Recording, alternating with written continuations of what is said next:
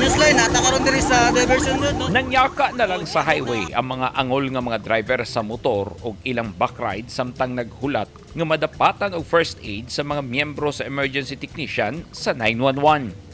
Daghang motor ang nangatumba, makita usab sa picture ang natumba nga van.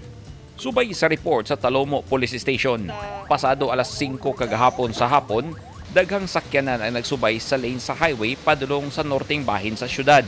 Dihang migawas gikan sa Tahimik Avenue ang usa ka Isuzu Highlander aron mosubay sa lane sa kalsada nga pa southbound area.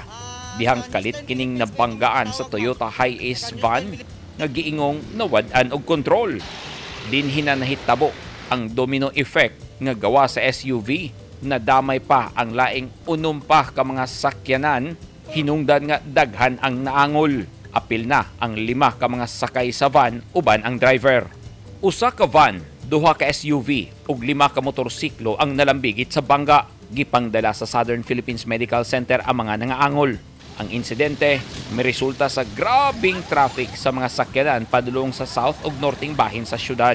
Kanang area diya sa katong mahitabuan gapon, accident prone din na diyang lugar.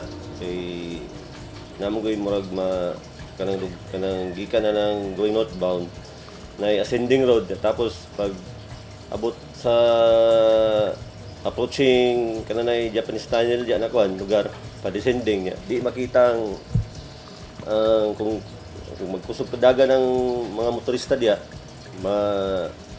paglapas na tong ascending road, mabulaga sila diya sa intersection kay wala sila kakuan na intersection diya junction sa Tahimik Avenue o sa Labista Monte na pasulod sa subdivision.